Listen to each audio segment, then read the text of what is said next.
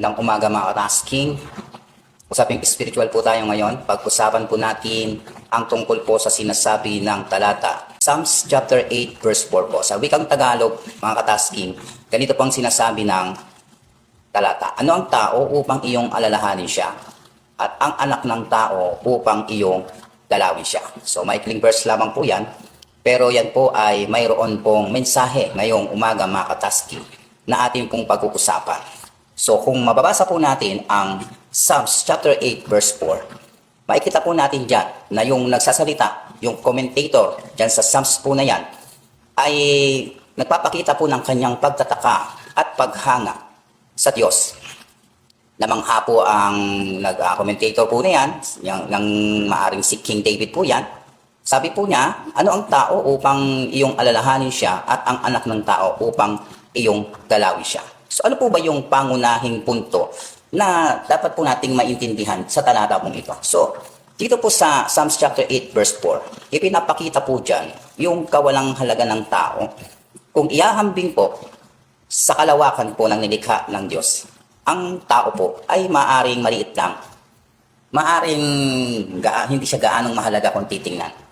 At kung babase tayo sa ating pong buhay, ewan lang natin kung meron po tayong halaga sa paningin ng ating Panginoon kung tayo po ay hindi sumasampalataya sa Kanya.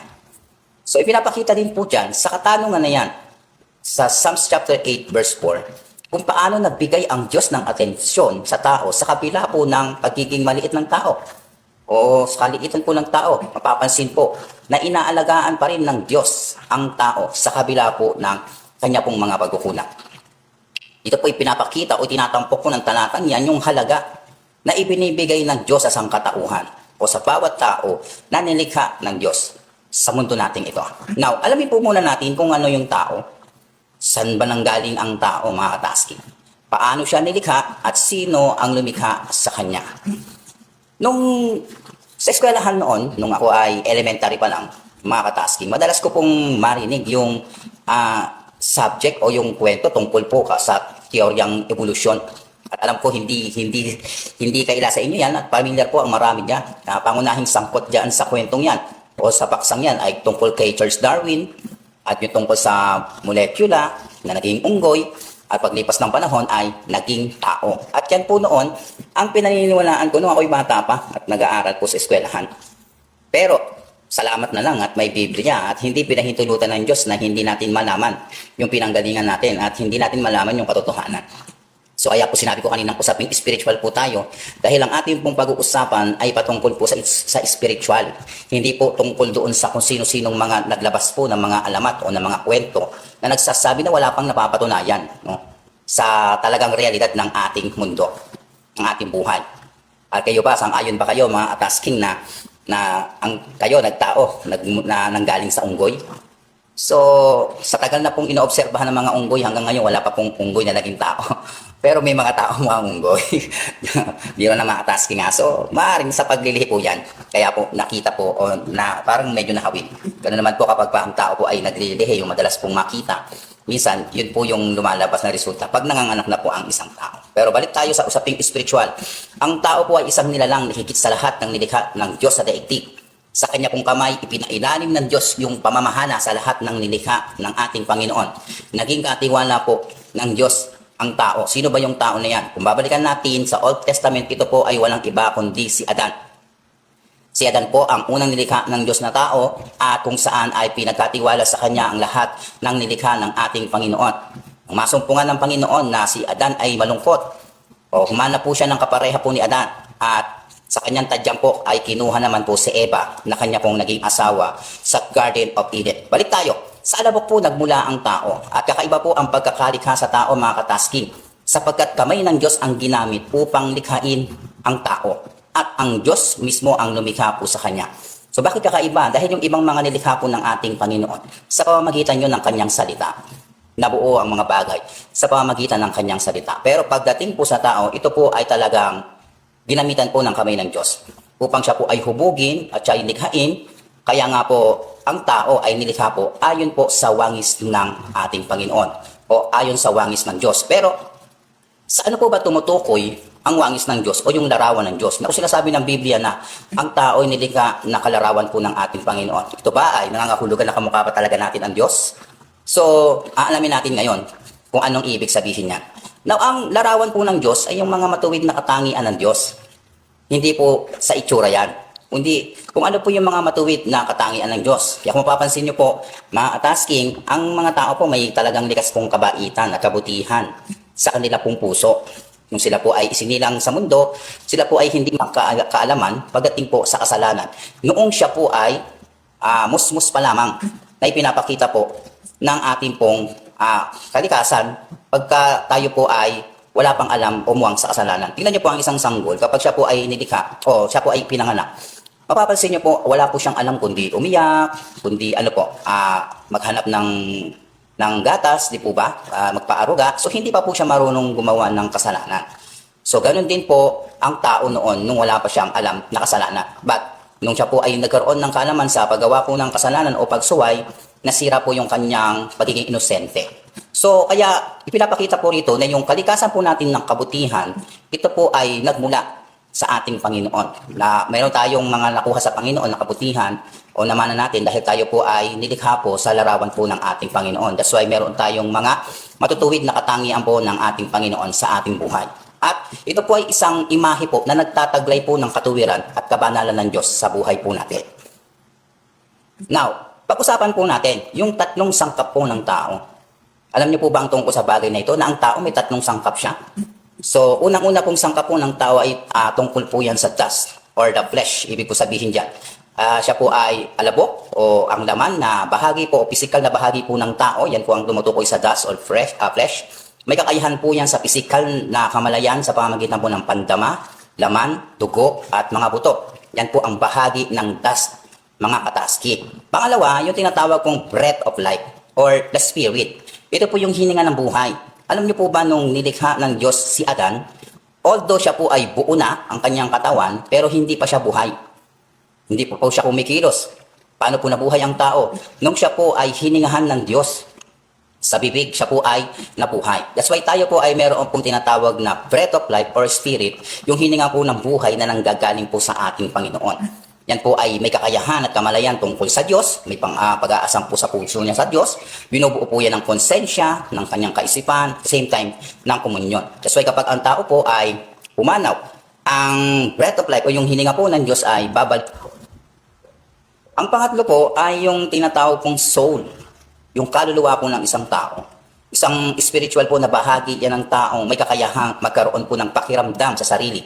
Binubuo ng kalooban, ng talino, at ng damdamin. Kaya kung mapapansin nyo, kapag ang tao po ay namatay na, kahit na anong gawin mo sa katawan niya, wala na siya pakiramdam, di na siya nagre-react. Kasi po yung kanya pong soul, humiwalay na po sa kanyang katawan. Wala na po doon sa katawang lupa niya. So ibig sabihin, ang isang tao po, pag nabubuhay po siya at nasa kanya po yung kaluluwa, pagka siya po ay nasaktan, yun po yung nagre-react, nakakadama ng sakit. Kaya nagre-response po yung katawan natin. Minsan nagkasalita tayo ng aray kapag nasasaktan tayo, napapaso tayo, hindi po ba? Kaya pag ang soul po ng isang tao ay humiwalay na po sa kanyang katawan lupa, kahit po siya ay saktan, tagtarin, hindi na po makakaramdam ang katawan. At yun po yung mangyayari kapag ang tao po ay namatay na. So ano ang dahilan? Bakit nilikha ng Diyos ang tao? Meron po bang dahilan ang Diyos? Ba't niya nilikha ang tao? Yes, meron po. Dahil po sa plano ng Diyos. Ano po yung plano ng Diyos sa tao? Nung siya po ay nasa Garden of Eden, ang plano po niya ay maging tagapagmana o tagapamahala. Tagapamahala po ng lahat po ng nilikha ng Diyos. Pangalagaan ng lahat ng nilikha ng Diyos. At mababasa po natin yan sa Book of Genesis. Nasa mga kamay ni Adan at ni Eva, ipinagkatiwala ng Diyos ang pangangalaga sa lahat ng nilikha niya. Si Adan po, kaya po ibinigay si Eva, ay para po maging katuwang ni Adan sa pangangalaga po sa lahat ng nilikha ng Diyos, mga katasking. Sa panahon po natin ngayon, dahil po tayo ay nasa panahon ng biyaya, ang plano naman po sa atin ng Diyos ay maging tagapagmana po ng buhay na walang hanggan. Kaya po nung ang ating Panginoong Kristo ay naparito sa lupa at nangaral, kanya pong pinagdiinan ang pagsampalataya at pagsunod po sa ating Panginoon, pagpili ng isang tamang bagay para po maibalik yung relasyon ng tao sa Diyos. Dahil nasira ito, mga katasking, nang si Adan at Eva ay nagkasala nung sila po ay sumuway sa Panginoon nang natuso silang kainin yung ipinagbabawal po ng ating Panginoon. At sa pangaral po ng ating Panginoon, ninais po niya na maibalik ang relasyon ng tao sa Diyos sa pamamagitan po ng pagsampalataya ng tao sa ating Panginoong Kristo at pagsunod sa kanyang mga salita. Now, ano po ba yung naging kalagayan ng tao sa paningin ng Diyos sa kasalukuyan? Kung hindi tayo sumasampalataya sa Panginoon, ano ang paningin ng Diyos sa tao? So, alam niyo po ba na tayo, nung tayo po ay nakakonekta sa Panginoon, sa history po ng Bible, nung ang relasyon po ni Adan at Eva ay maayos pa, para po tayo may halin tulad sa isang sanga na nakadugtong.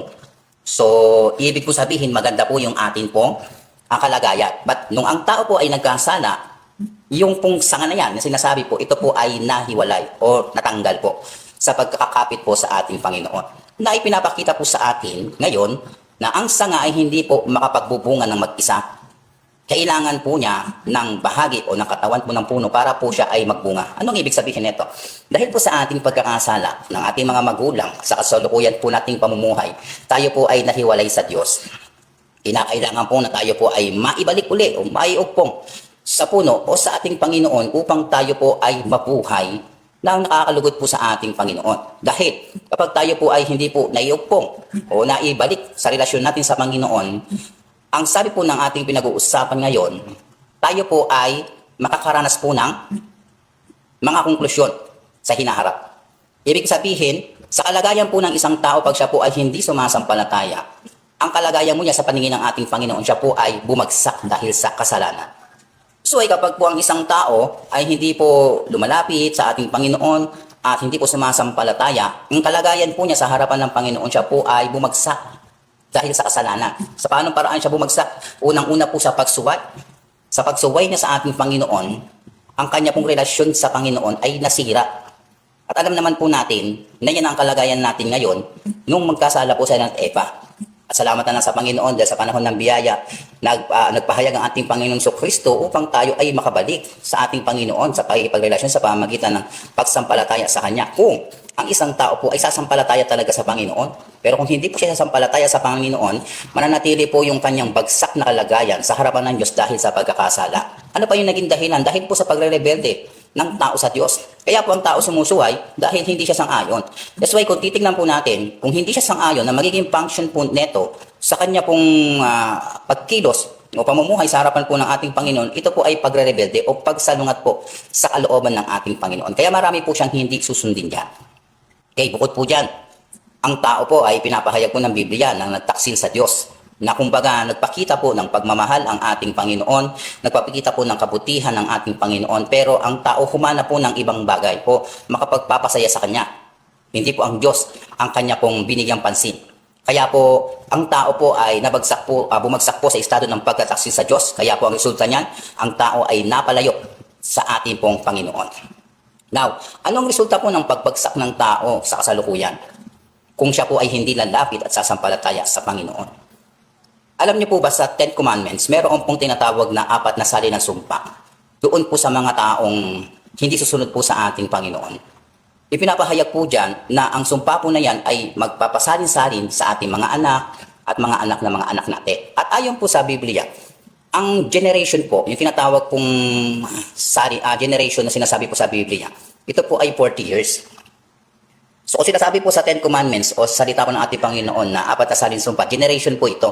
So sa ikatlo at ika-4 na saling lahi. So isa-isang lahi po mga katasking, 40 years po yan. Kaya kung bibilangin po natin to, nasa 160 years po yan. Kaya kung minsan napapansin niyo po, di po ba, na talagang ang buhay po ng tao kapag wala po sa Panginoon, pasama ng pasama, yung magiging mga anak po nila, nararanasan po yung mga napagdadaanan po ng mga magulang, minsan nauulit mga katasking. So, itong sumpa po na ito ng ating Panginoon sinasabi po rito, mapuputol lamang po ito kapag ang isang tao po ay lumapit sa Panginoon, sumampalataya sa Diyos. Pero hanggat ang isang tao po ay hindi lumalapit at sumasampalataya sa Panginoon, yung sumpa po ng Diyos dahil po sa pagsuway at sa pagkakasala po mula po yan sa ikatlo at ika-4 na saling lahi. Ano pa po ang resulta ng pagbagsak ng tao? Yung pong pagkahiwalay po niya sa Diyos. Unang-una po, yung sa pisikal. Nabubuhay siya sa mundong ito na wala siyang pakialam sa Diyos. Wala siyang relative. Okay. Medyo nagloloko po yung signal natin. So, ipagpatuloy po natin. Yung pagkahiwalay po sa Diyos, yan po ay sa pisikal. Na sinasabi pong nabubuhay siya sa mundong ito na wala siya pong pakialam sa Diyos. Wala siyang pagsunod sa ating Panginoon. Ibig sabihin, buhay siya sa pisikal, pero sa kanya pong spiritual na kalagayan na relasyon sa ating Panginoon, siya po ay patay. At yan po ay malinaw pong ipinapahayag po ng Biblia.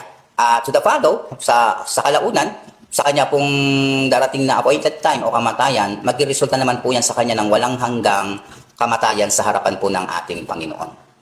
So kung makikita po natin, ang tao po, although may kalayaan po o freedom of choice na ibinibigay po ang Panginoon sa kanya, meron pa rin pong binibigay po sa kanyang mga kondisyon sa buhay. Kung pipiliin po niya talaga ang sarili niyang kagustuhan o ang kalooban po ng ating Panginoon. Alam niyo, napakabuti ng ating Panginoon sapagkat sa kabila po ng ang tao po ay bumagsak, umiiral pa rin po sa panahon po natin ang kanyang pag-ibig.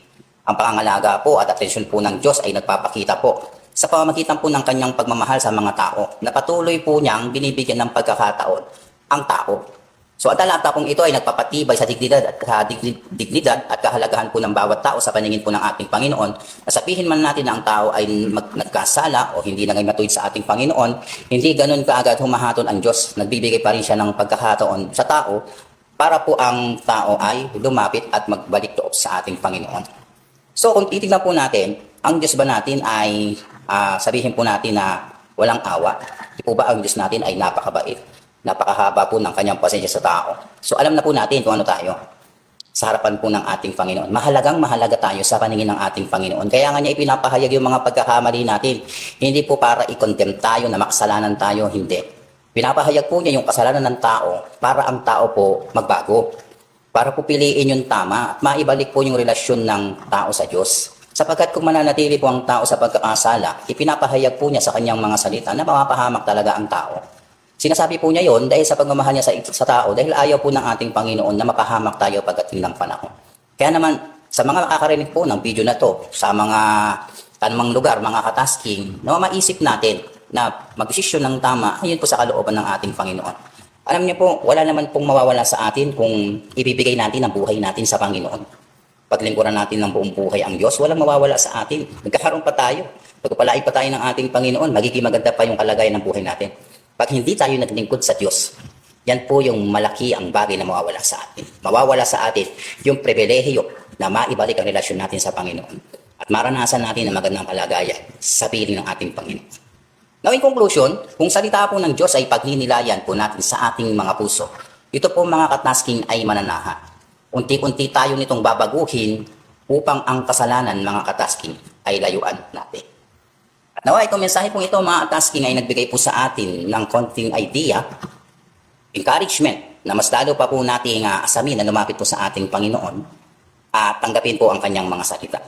Kita-kita po ulit tayo bukas sa ganito ring oras at kung maganda po ang ating signal, magpapatuloy po ang ating pagla-live o pagpapakalat ng video na ito para marinig po ng iba ang mensahe po ng ating Panginoon. So nawa, nasa mabuti kayong kalagayan. God bless to everyone.